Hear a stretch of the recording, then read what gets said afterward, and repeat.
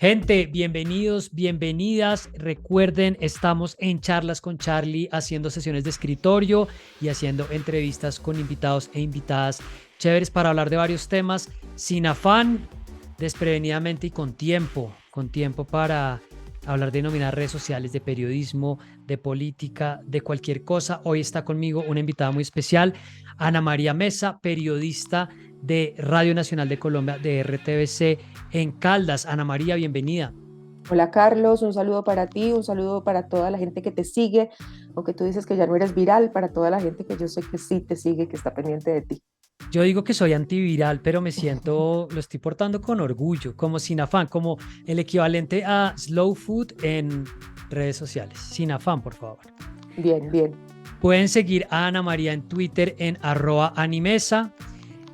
Ana María nació en Manizales, estudió administración de negocios en EAFIT, pero terminó dedicándose al periodismo y a la docencia universitaria. Empecemos por ahí, Ana María. ¿Cuándo empezaste a dedicarte al periodismo? ¿Cuándo cambiaste de frente? O sea, no me imagino tu rol de vida de empresaria o administradora o de negocios.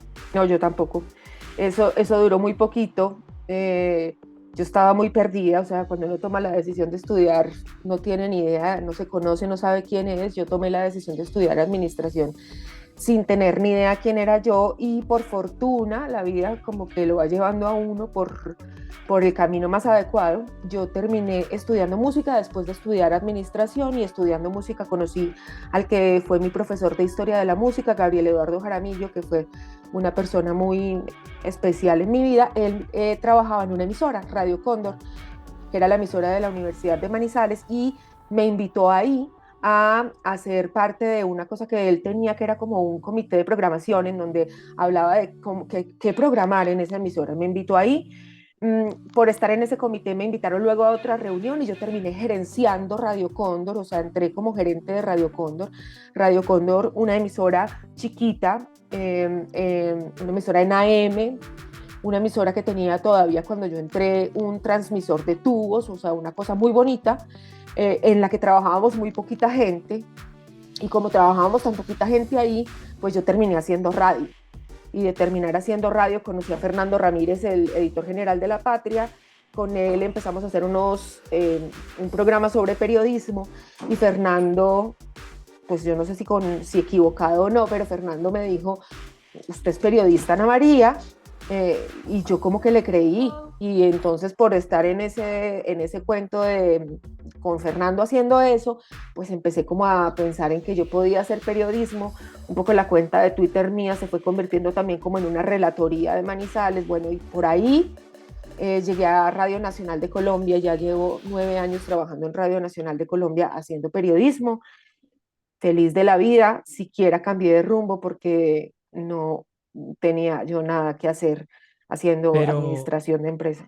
música, es decir, terminaste música y tocas No, un instrumento. no, hice 5 semestres de música en la San Marino. Hice 5 semestres de música, pero cuando yo ya estaba estudiando música ya era pues ya era grande, ya era adulta, ya tenía que cotizar a pensión y todas esas cosas de gente adulta.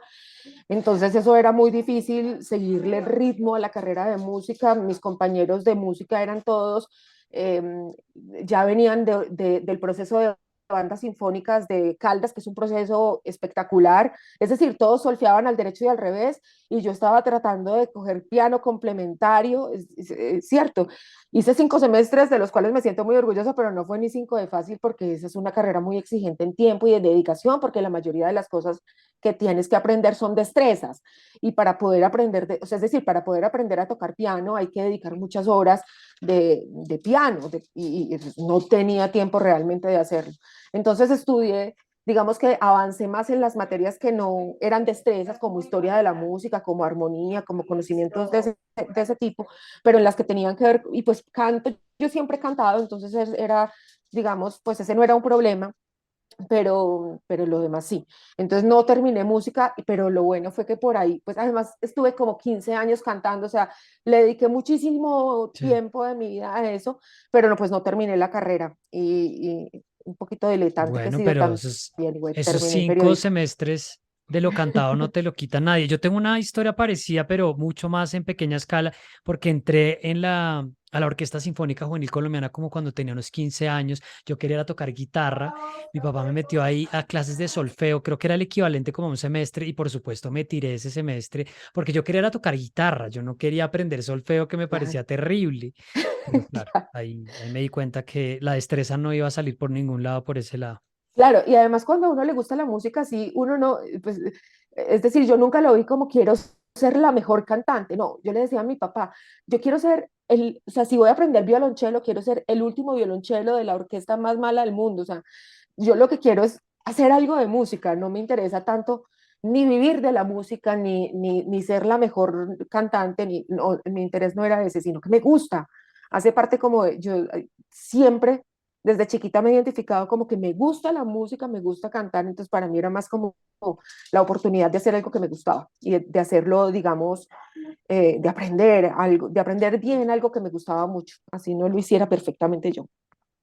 Sí, yo creo mucho en la idea de ser un diletante, de tener Exacto. distintas aficiones, habilidades, cosas que a uno le gusten, cosas en las que pueda invertir el tiempo. Bueno, entonces empecemos hablando de periodismo porque yo creo que entonces tú te vas a acordar de esto. Vamos a poner, esto es como caiga en la nota.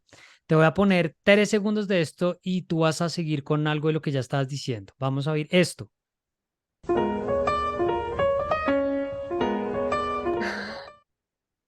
¿Sí te acuerdas o no? Eso es periodismo. Eso es periodismo. Y Ustedes me claro, ahí hablamos tú entrevistaron. y yo. Ustedes me entrevistaron con Fernando Ramírez en el 2010, cuando yo tenía el blog sobre medios en la silla vacía. Hablemos de periodismos porque era un programa interesante. O sea, ustedes estaban hablando de periodismo en radio, que tampoco es una cosa muy común. Fernando tenía esa idea de que es una idea que, digamos, yo le compré muy rápido porque en esta casa, mi papá fue siempre una persona que creía mucho en la educación continuada y Periodismos era un programa para periodistas, era un programa como de educación continuada para periodistas, de seguir repasando los temas del periodismo. Entonces ahí hablamos de cómo se cubrían cosas específicas, de cómo se cubre el conflicto armado. Contigo fue de que hablamos de Yo datos, tenía un creo. blog de crítica de medios en ese momento. Sí, hablamos de seguimiento periodístico a medios de comunicación, ahí abordamos de muchísimas cosas y hablamos con personas maravillosas como tú, hablamos también, por ejemplo, con periodistas de México sobre cómo estaban cubriendo eh, pues la situación de narcotráfico allá tan tenaz, hablamos, ay, ¿con quién más hablamos? Yo no sé, hablamos con Renata Segura, hablamos con eh, ay, se me olvidan los nombres, pero pues, con una cantidad de figuras importantes que yo en ese momento era como, ¿quién es? Bueno, Fernando me como que me introducía, mira, pues porque yo estaba llegando al periodismo tarde en la vida, pues como todo yo, pero Fernando me decía, vamos a hablar con Sutanito que está haciendo esto en México, vamos a hablar con Sutanito que está haciendo esto en Argentina, y hablamos con un montón de gente de todo el mundo sobre cómo cubrir cosas específicas de periodismo o cómo hacer cierto tipo de periodismo. Hablamos sobre periodismo impreso, periodismo radial, periodismo de televisión, como todos los lenguajes que aborda el periodismo. Era un programa que para mí fue como una cosa rápida, una capacitación a la Sí. carrera además porque Fernando me compartía también literatura, entonces yo en la semana como que leía algo de lo que Fernando me pasaba y llegaba al programa pues un poquito más, conociendo un poquito más de lo que íbamos a hablar. Fue para mí una experiencia maravillosa. Fernando pues es un profesor, eh, yo creo que aquí todos amamos a Fernando con toda la razón porque es una persona muy generosa con su conocimiento, con lo que sabe y con el cariño que siente también por el oficio del periodismo y fue una experiencia sensacional. Eso fue, Pongamos José la entrada, que es como un locutor que quería parecerse a Julio Sánchez, que me parece interesante del momento, ¿no? Pon un poquito más. era José Díaz. El oficio del periodista. Experiencias, anécdotas y teoría de la mano de Fernando Alonso Ramírez. Periodismos. Un espacio coproducido por La Patria, el periódico de casa y Radio Cóndor. 1540 AM. Todavía existe. Chévere, a mí me emociona oír eso. Todavía yo tengo grabadas entrevistas, cosas muy, muy viejas que he hecho. Tengo incluso en unos mini discs cosas viejas que he hecho que no las he podido desgrabar. ¿Todavía existe Radio Cóndor? Todavía existe Radio Cóndor. Radio Cóndor es una emisora, la emisora cultural de la Universidad Autónoma de Manizales. Es una emisora que tiene una historia pues bien particular. Era la emisora Mariana de aquí de Manizales. Creo que fue una de las primeras frecuencias que entregaron, o sea, 1540 AM. Es un dial que es mal punto para un dial hoy, pero que en su momento pues era maravilloso porque daba la posibilidad como de, era una emisora completamente de rango local, o sea, Manizales, y era una emisora católica. Y esa emisora se la compró uno de los fundadores de la Autónoma a los curas claretianos y se la donó a la Autónoma. Y esa emisora sigue funcionando y de hecho la Patria sigue teniendo convenio con ellos y la Patria tiene radio, la Patria tiene que es una radio que sale por internet y sale por los 1540M. Y creo que hoy en día mucha de la información que se transmite por esa emisora es los contenidos periodísticos de la Patria. Pues estamos hablando de Fernando Ramírez, editor general de La Patria de Manizales, fue presidente de la Junta Directiva de la FLIP, corresponsal de la FLIP cuando yo fui director hace mucho tiempo, compartimos como jurados en el Premio Nacional de Periodismo Simón Bolívar y sí, él es un ratón de biblioteca, siempre está recomendándole a uno libros, lecturas y pues en efecto es muy generoso como con esas enseñanzas.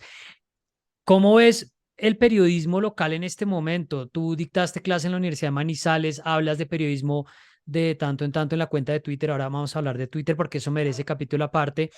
Pero nosotros vivimos hablando acá en el canal del periodismo, de la atención con redes sociales, pero también de esta desconexión entre el periodismo que se hace en otras partes distintas a Bogotá, que nos sentimos que somos el centro del universo. ¿Cómo sientes tú que está el oficio y también la enseñanza? A mí me entrevistan a veces estudiantes de periodismo y yo no quiero ser tan nube negra, pero me dicen como, ¿qué recomendación le darías a un estudiante de periodismo? Y yo les digo que no estudien periodismo, pero digo, no, mentira, no puedo decir eso. ¿Cómo ves eso? A mí, yo sí les recomiendo que estudien periodismo. Eh, a mí me parece, pues la verdad, cuando yo di clase, di clase como 3 o 4 años, amé ese ejercicio de encontrarme con los jóvenes. O sea, eso no hay nada que lo haga sentir a uno más viejo. Ya, yo ahí me di cuenta que yo estaba muy grande cuando empecé a dar clases. Yo creo que antes, hasta ese momento, yo me sentía muy adolescente. En ese momento, la relación con los jóvenes empecé a sentirme, uy, yo estoy grande, Dios mío, bueno, pero ese encuentro con los jóvenes a mí, yo siento que me mantiene también como alerta, la mente como atenta, como a la tendencia de la vida y para dónde van los chicos, me parece que es para dónde va el mundo, ¿cierto? Entonces me parece esa cercanía con ellos fue muy, muy chévere para mí, tengo grandes recuerdos de ese ejercicio. A los que somos como yo, que nos gusta la atención y que nos gusta que nos miren, pues dar clases, ser como rockstar, o sea, es un escenario maravilloso donde uno puede hacer un payaso a veces también, o donde uno puede ser muy serio y tomárselo muy en serio también. En fin, es un ejercicio que me gusta mucho y ellos a mí me llenan de esperanza. O sea, los chicos, yo cuando dicen que los jóvenes no leen, que los jóvenes no sé qué, yo no sé pues con quiénes están hablando. Los chicos a los que yo les di clase eran chicos inquietos en su gran mayoría, chicos preocupados, eh, mm, digamos, con, con ese sentimiento que tiene que tener uno por el mundo cuando quiere ser periodista, que es como esa preocupación constante por el mundo y por los temas y por las cosas. Yo siento que ellos tenían como eso también. Fue muy agradable, fue muy agradable. Ya yo creo que el ejercicio por fuera muchos de ellos terminan no dedicándose al periodismo, porque pues esto es comunicación social y periodismo. Muchos de ellos terminan dedicándose a las comunicaciones en diferentes, o sea, en oficinas de prensa y eso. Y hoy en día, como esta carrera tiene también un énfasis como de marketing o algo así, yo creo que hay mucha gente haciendo marketing, muchos de ellos haciendo marketing digital y ese tipo de cosas, o sea, incursionando como en negocios de Internet. Creo que también los he visto por ahí. Muchos están también en este asunto de ser influencers y de apostarle a las redes sociales y a la creación de contenidos, y como tú y como yo, en ese tipo de escenarios, pero también hay unos haciendo periodismo y me parece que, uy, hay una gente muy talentosa, hay una gente que me parece muy increíble. El ejercicio periodístico, pues yo creo que bien y mal, o sea, mm, hay gente que a mí, por ejemplo, lo que hace La Patria me parece maravilloso. Yo siempre defiendo a el diario de casa. No siempre estoy de acuerdo con lo que dicen, digamos, en sus editoriales y eso, pero me parece que hacen un ejercicio, por ejemplo, de seguimiento a la política local, que me parece súper importante, de seguimiento a, a la contratación pública, por ejemplo, que me parece súper importante, que solamente lo hace La Patria aquí. Yo Pero sí creo, no, te dime. interpelo una cosa. La gente lee La Patria en Manizales, porque yo una de las cosas que me pregunto mucho es qué es lo que la gente consume para formarse una opinión política o una opinión sobre los asuntos públicos y en la mayoría de casos de la gente que me rodea no están leyendo medios, eso sí, no lo están haciendo. ¿Tiene influencia ahí? Yo sí creo, es decir, sí, cada vez menos. O sea, sí creo que hay una disminución en el consumo del periódico. De hecho, creo que se nota, creo que lo sabemos también por lo que conocemos de La Patria, pues que no son buenos tiempos para la prensa impresa, pero yo creo que ellos siguen haciendo una labor muy importante, con limitaciones, por supuesto, también porque ese consumo disminuido pues tiene impacto me imagino, las ventas de publicidad y eso, pero ellos siguen haciendo una labor importante. A mí y me parece importante los especiales que sacan, que son permanentes, me parecen como de toda la pertinencia. Y yo creo que el editorial de La Patria sigue siendo importante en Manizales. O sea, yo creo que la gente sigue leyendo el editorial de La Patria, bien sea en internet o bien sea en el periódico impreso. Pero yo sí creo que esa labor que hacen ellos es importante. En otros medios de comunicación locales, ahí sí pasan muchas cosas de las que pasan, pues, de las que pasan en las regiones, y es que esos otros medios están muy influenciados por la pauta oficial.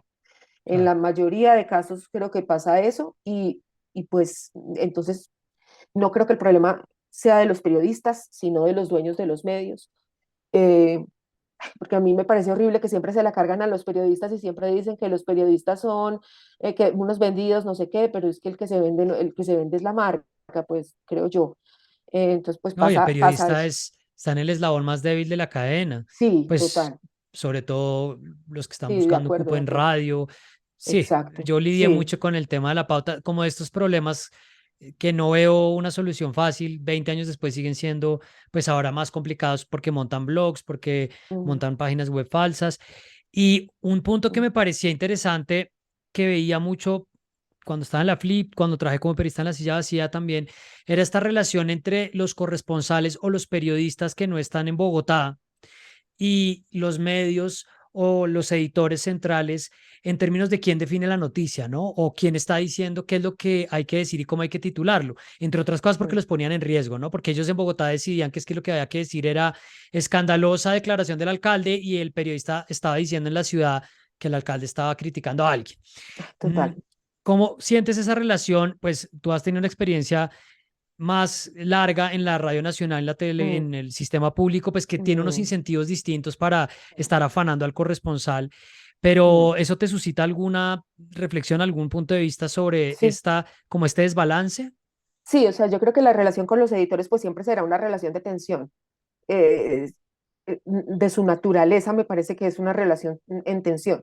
Entonces, eso hay que partir de la base de eso. Pero yo sí creo que hay una mirada completamente centralista de las noticias. O sea, nosotros hemos tenido en Radio Nacional de Colombia como la discusión sobre lo que pasa en Marquetalia es importante, lo que pasa en Manzanares es importante. O sea, no porque es un pueblo es menos importante y nosotros somos la radio pública y somos la Radio Nacional de Colombia, nosotros no podemos dar las noticias, o sea, nosotros tenemos que dar las noticias de todo el país.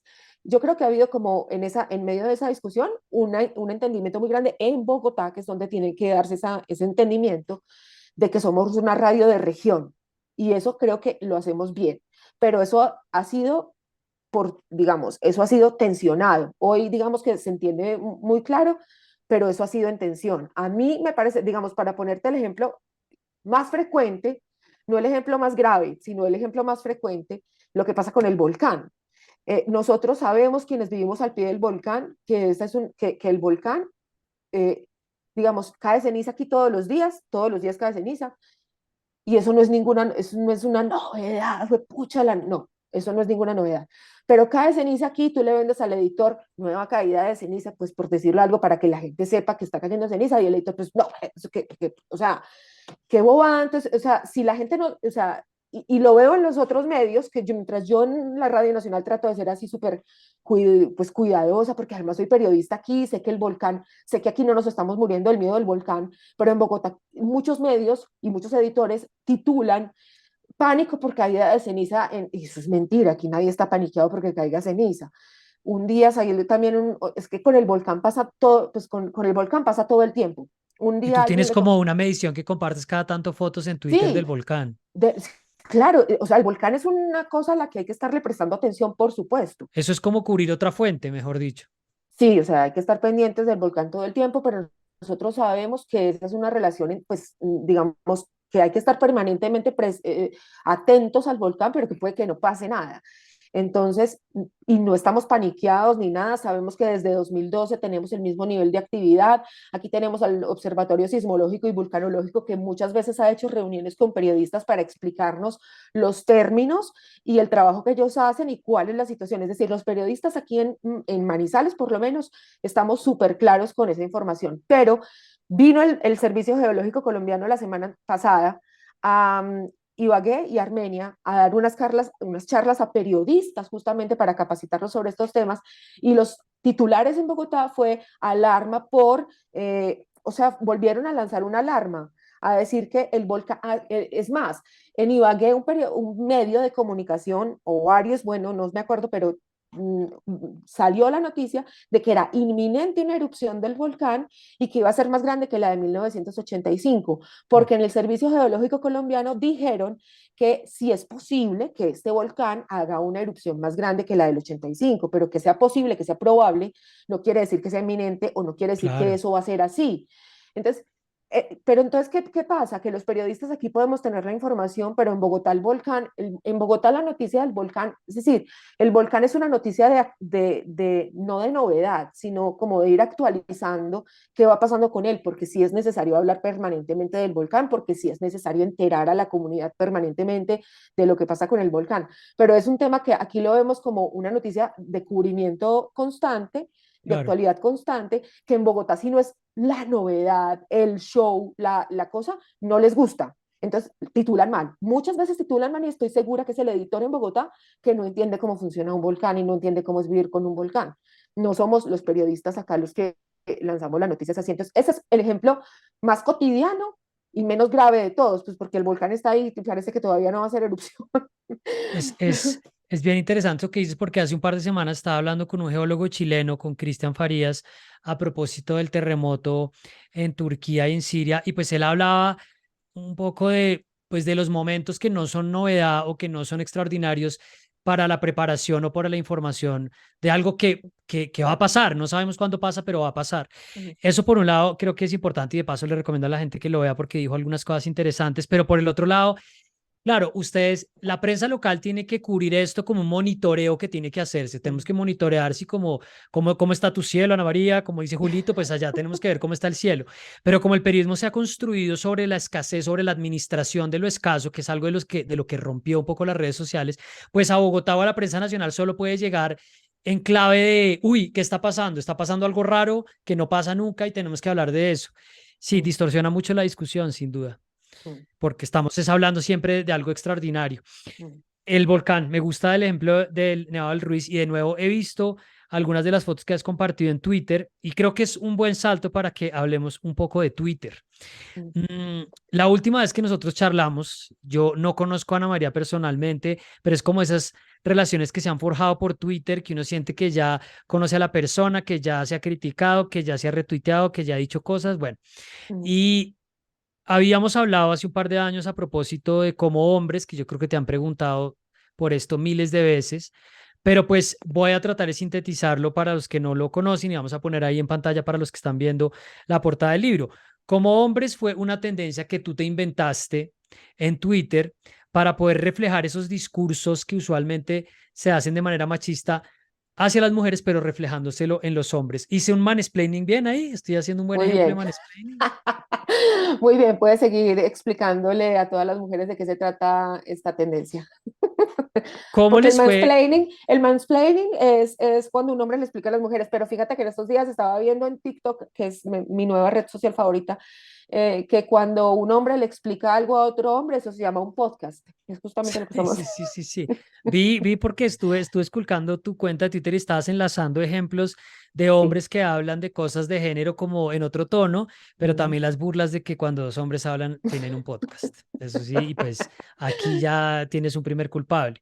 Pero Ana María, como hombre es una experiencia grande, eso fue una tendencia gigantesca, mucha gente lo habrá conocido, pero ¿cómo se ve eso en perspectiva? Si puedes retomar un poco lo que pasó en esa conversación y lo que vino después del libro, porque nuestra última charla fue cuando estaba todavía un poco la espuma de haber generado esa Mm. tendencia que fue pues en América Latina, en México, en Centroamérica, Mm. y ya ahorita ver un poquito languideciendo a Twitter y por lo menos yo me siento menos inspirado con ese tipo de cosas hoy en día como estaba antes. Cuéntanos un poco de eso.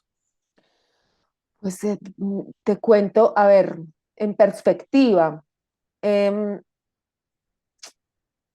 A mí me hubiera gustado que esto pasara en otro momento de la vida. Esto pasó justamente en pandemia. Esto pasó en el Ujú. 2020, justamente en pandemia. Em, y yo creo que eso tuvo como, mejor dicho, yo creo que hubo muchas primiparadas mías ahí con el libro. Uno, yo tenía como el pensamiento, nunca había tenido una relación con una editorial. No voy a Sí, criticar a Planeta ni nada porque sacaron el libro y muy queridos y adorados, pero yo creo que al libro le faltó edición. Hoy creo eso, le faltó revisión, le faltó edición, le faltó tomárnoslo con más paciencia. Es decir, esto pasó en marzo y hay una cosa que me parece muy maluca de esto pasó como el 6 de marzo, unos días antes del Día de la Mujer, o sea, por esta fecha estamos cumpliendo 3 años. 2020, 3 años, sí. Eh, y en junio ya estaba el libro. Claro, se querían colgar rápido a la conversación y Sí, y aprovechar eso me eso. parece que fue un error, porque yo creo que a las cosas hay que darles también como su espacio, su tiempo y hacerlo bien. Si yo sacara el libro hoy, yo creo que es que todo lo tuve que hacer muy rápido. Yo contacté a todo el mundo que salió en el libro y les dije, quiero sacar tu tweet en este libro. Me dijeron que sí, yo empecé a seleccionar tweets, a clasificar tweets, a organizarlos, a entender cómo era que había pasado eso, o sea, como de qué estábamos hablando porque eran ejemplos de la cotidianidad, entonces había que categorizarlos de alguna manera para poder entregar esa información un poquito ordenada. Eso fue muy rápido, eso lo hice creo que en una semana, entonces todo era como muy apresurado. Tuve que escribir como unos textos para acompañar cada uno de los capítulos que escribimos, eso también lo hice muy rápido. Y no tuve oportunidad, o sea, la edición me parece que estuvo un Sí, poco afanada. también a la carrera. Entonces, el resultado me gusta. Sigo pensando que es una cosa muy valiosa, sigo pensando que es una cosa que tuvo vida propia, o sea, fue una cosa muy grande que se volvió muy bonito, que fue muy chévere, eh, que me trajo un montón de atención, que a mí me gusta la atención, entonces fue rico, fue bacano vivir todo eso también. Me parece además que por toda la trayectoria que yo he tenido en Twitter, fue como un bonito cierre, porque ahora lo siento como que esa etapa de Twitter ha quedado atrás y hoy estamos viviendo otra cosa completamente distinta. Entonces fue como un bonito cierre, como un producto de esa conversación permanente que tuve en Twitter con tanta gente durante tanto tiempo. Lo veo como de esa manera y también como un producto coral, porque ahí están las voces reunidas de un montón de mujeres y de hombres también que tuvieron como la capacidad de entender el ejercicio y de participar del ejercicio. Eso fue muy bonito, eso creo que además porque tuvo repercusión internacional, o sea, no nos quedamos solamente aquí, a mí me entrevistaron de España, de México, y Sí. fue muy bacano.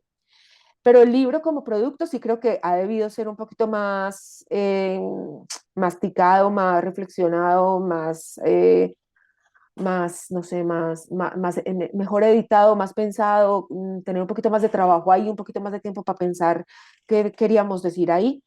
Eh, y, mm, y hoy a veces pienso que no sé si, o sea, que a veces digo, pues fue muy chévere igual y creo que es un producto valioso y a veces recibo críticas como un libro de tweets.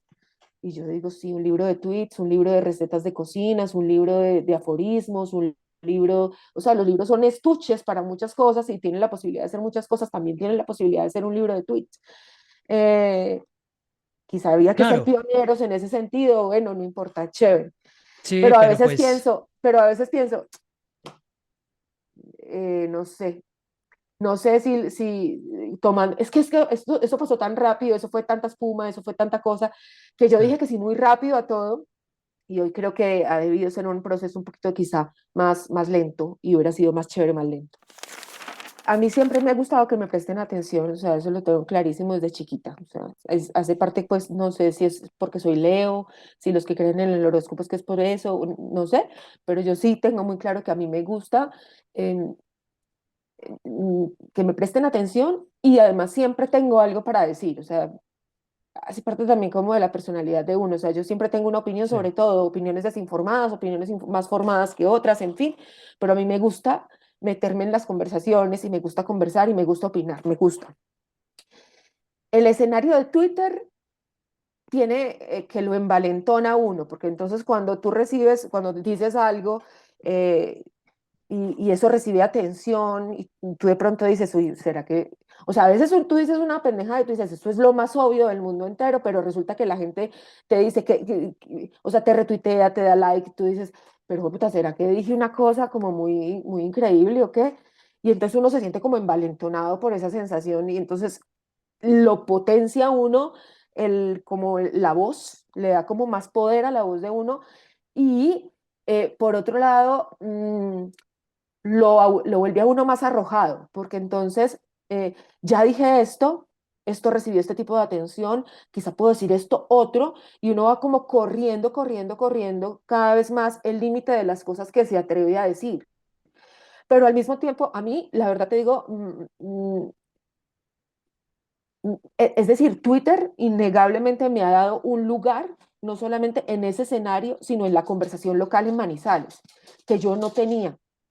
Es decir, como que Ana María, que tuitea de Manizales, pues tiene cosas para decir sobre Manizales y como tiene X número de seguidores, pues entonces hay que prestarle atención a lo que dice porque pues, será importante, pues lo que, no sé, ¿cierto? Pero Le hay están como, prestando atención, ¿me claro. están Algo prestando está ahí atención? que está diciendo, sí. Sí, entonces se vuelve uno como que empieza uno a decir cosas y le empieza a prestar atención y eso es un juego pues en donde está implicado el ego, por supuesto, pero también donde está implicada otra cosa que no es vil, sino que puede ser incluso, digamos, no sé, bonita con la sociedad y es que uno empieza a ser parte de la sociedad y que uno empieza a sentirse parte activa e importante de la sociedad y que uno empieza a reconocerse en los otros y los otros en uno y uno, esto también crea un sentido de comunidad Sí. y eso fue fuerte en Twitter también en su momento. Entonces eso, como que todas esas cosas hacen parte de lo mismo.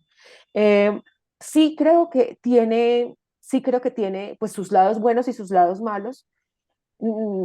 El lado humano no lo veo, lo del ego, lo de que me gusta que me presten atención, eso lo veo, pues eso es un lado personal de uno que todos tendremos en algún nivel, pero tiene sus lados como de costo social también, porque entonces, eh, pues igual yo vivo en una sociedad que es muy cerrada, en una sociedad que es muy goda, en una sociedad que es muy machista, y yo digo muchas veces que está lleno de godos y en fin, y eso seguramente no gustará. Y Claro. entonces, pues muchos de esos godos son amigos míos, o eran amigos míos, y Más bien, ahora ya no. tenía Y amigos ahora godos. tenía amigos godos, cada vez menos, pero sí, o sea, también pasa con señores. Yo siempre digo, aquí hay un señor, voy a contarte una cosa así particular, aquí hay un señor que es particularmente godo. Ese señor, a pesar de todo lo que yo he dicho en todos estos años en Twitter, ese señor me sigue queriendo y me sigue siguiendo y es querido conmigo y es amable. Y hay unos señores supuestamente intelectuales, más liberales, supuestamente, que no me soportan. Entonces yo digo, ¿cuál es como que los progresistas somos muy intolerantes, ¿no? También, o sea, hay mucha intolerancia ahí entre los que nos supuestamente somos progresistas y yo veo que a estos señores les da a veces mucho trabajo lo Los que yo señoros con digo. C. Los señoros con C, sí, esos mismos, que mira tú, los comparo con este otro señor que de verdad es godo y me sigue queriendo y me sigue saludando tan divino siempre en la calle. O sea, y hay otros que eran mis amigos y ya no lo son. Ana María, cuando estábamos hablando de hacer esta entrevista, yo te dije, ¿hablamos de política o no hablamos de política? Y tú me dijiste, no, pero yo te digo al aire porque no quiero hablar de política. Pues uno, porque estoy un poco decepcionada, claro. O sea, yo no hice campaña por este gobierno, pero sí voté por este gobierno y pues estamos en un momento en el que no estoy arrepentida de mi voto porque la opción era impensable para mí. Así que Sí, hoy ese seguiría siendo mi voto, por supuesto, pero sí tenía expectativas distintas con respecto a lo que podía pasar. Pero por otro lado, ¿sabes qué es lo que me pasa sobre todo? Que no tiene que ver con esto, sino que estoy como en un momento en el que, claro, de consumir tanto contenido. Acabo de leer un libro que se llama Trabajos de mierda. No sé si lo leíste, de un señor muy famoso que ya se murió justo con pandemia, no sé si lo mató el COVID. Bueno, se me olvida el nombre de él, pero un señor que habla sobre la cantidad de gente que trabaja haciendo cosas inútiles en este sí, mundo. Y por esa reflexión de cómo llegamos a trabajar 8 horas diarias, de cómo fue que llegamos, cómo la industrialización nos trajo hasta este punto de trabajar 8 horas diarias, y él es bastante anarquista y él era del movimiento Occupy y en fin, eh, como que eso me tiene reflexionando sobre el modelo capitalista y sobre la democracia y sobre el sistema en el que estamos montados, que no me gusta. Y lo que pienso ahora es que un poco a ningún gobierno le va a ir bien en este modelo y nadie lo va a poder hacer bien en este modelo, porque el problema no es, claro, el problema son las personas también, y el problema es la corrupción, y el problema es el clientelismo y la burocracia, claro, esos son problemas, pero en este sistema capitalista, ese es el momento que estoy viviendo yo, y en este sistema democrático, creo que no hay manera de que salga bien. Entonces, como que los errores de este gobierno o el anterior o el que siga me parecen apenas consecuencias esperadas de una cosa que no nos está saliendo bien. O sea, no nos está saliendo bien el capitalismo, evidentemente, no se nos está saliendo bien. Cuando la gente dice es que mire Cuba o mire Venezuela o mire el hambre allí o el hambre allá, hay hambre horrible en este momento. O sea, los videos de lo que está pasando en Los Ángeles, de la gente durmiendo en la calle, y eso sucede en el modelo capitalista. Eso no está sucediendo en el más capitalista de los países. sí. Eso no está saliendo bien para todo el mundo, eso está saliendo bien para algunos. Y lo que pasa con la democracia, pues este Bukele fue elegido democráticamente.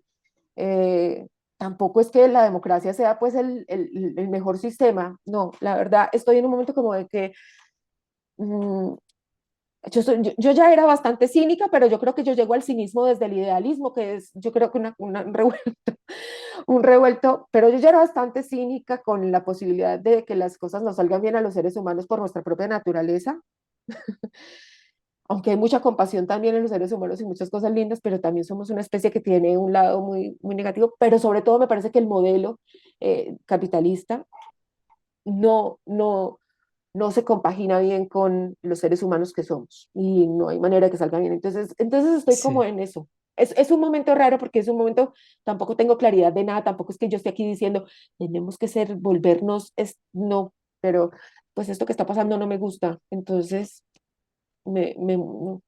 Sí, es como una reflexión de no quiero hablar de política porque estoy muy politizada, como teóricamente en mi cabeza. No conozco ese libro, pero sí me leí hace un tiempo uno de un autor británico que se llama Paul Mason, que se llama Post-Capitalism, que habla mucho de cosas como esa, el tiempo que uno lleva dedicado o ese pequeño tiempo histórico que a nosotros nos parece gigantesco, donde la humanidad piensa que la cantidad de horas que estamos dedicados a trabajar es lo que en últimas nos permite ser como mejores personas o tener una sociedad más desarrollada, cuando eso pues es una cosa atada enteramente a las formas de producción. Y también habla de cómo hay ciertos trabajos que se tienen que acabar, ¿no? Porque cuando se habla mucho del empleo, no, es que la inteligencia artificial va a acabar con ciertos empleos, claro, ese es un problema, pero hay ciertos empleos que se deberían acabar, de gente que está haciendo unas cosas que son humillantes, que lo lobotomizan a uno, pero pues que son una forma de subsistencia.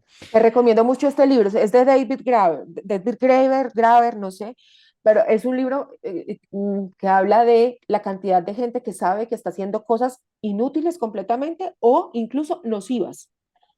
Y él dice que después de que él publicó un artículo por allá en el de New York Times, creo, no me acuerdo, de New York, no sé, publicó ese artículo diciendo que él tenía una intuición de que mucha gente hacía cosas inútiles.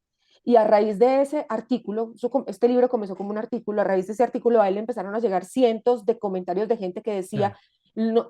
no hago nada útil o incluso lo que hago es nocivo. Y después de hacer un estudio llegaron a la cifra de que el 34% de la gente está haciendo nada, nada. Moviendo papeles. Sí, Sí, y eso sí, sí, tiene sí. un efecto súper nocivo sobre nosotros, como, o sea, eso nos degrada, em, nos vuelve inmorales, o sea, eso tiene un efecto sobre nuestra Sí, psicología. es deshumanizante, ¿no? Sí, Le roba a eso, uno su deshumanizante, subjetividad, eso. porque pues al final la repetición atenta contra la creatividad, atenta contra la innovación o con la posibilidad de que la cabeza respire. Ujú. Pues esa es una recomendación, lo vamos a poner en pantalla para la gente que nos está viendo, los que nos están oyendo, pues ya tienen ahí la referencia. Ana María, decías en Instagram, hablas de eso, estás haciendo crochet, estás cocinando.